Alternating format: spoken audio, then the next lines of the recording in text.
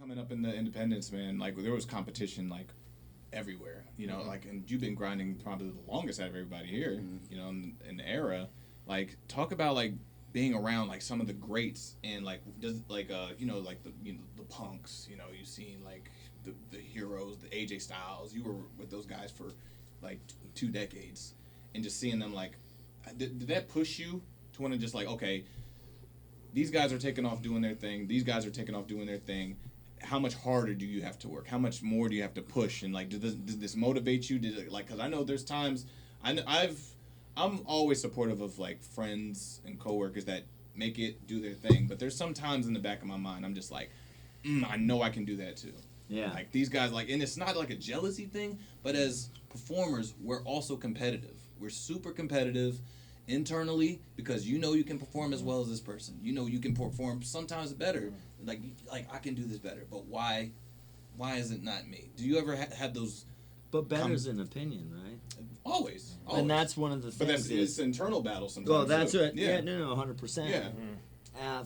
For me, a lot of it came down to my maturity because I still consider myself like that class of guys. Yes. Because, I mean, my first match I was like 14 years old, but I was wrestling like on a pretty regular basis right out of high school, and then I got to Ring of Honor when I was like 19.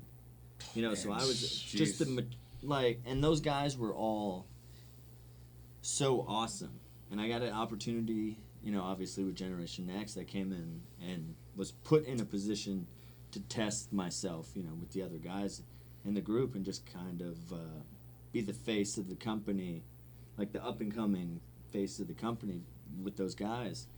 And I don't know, this is actually where I learned the biggest lesson about myself. Was there came a point where there was so much praise for me and so much expectation that I started believing it. Okay. And then when those guys left and I tried to take their spot, like, because that's what I was being groomed for, I wasn't ready. Yeah. And it So it was a hindrance in a way. Yeah, because I was like, okay, well, those guys are going on now. My job is to go where they were in their spot. Then I'll be the next guy to go. Yeah. And so I didn't focus on the things I needed to. I just had then thought like, oh, this is just shit's going to go. I'm the main event guy here. I'm doing what I'm doing. I'm going to, go on to the next thing whenever I choose. Right. And then there was a bunch of up and down. Like, I haven't really talked about it much, but like I took a pay cut to stay in Ring of Honor, just because I loved the company so much, and also the fact that I still hadn't found myself. Right.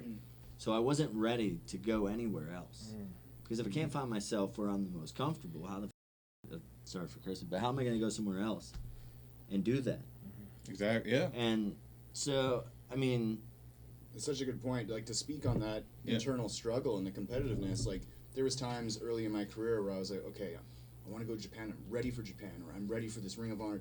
But at the time, I was nowhere near ready. But you think that you are, but you really, these opportunities don't really present themselves until you really are ready. And when you're ready, you know, and you feel it. Exactly. Like,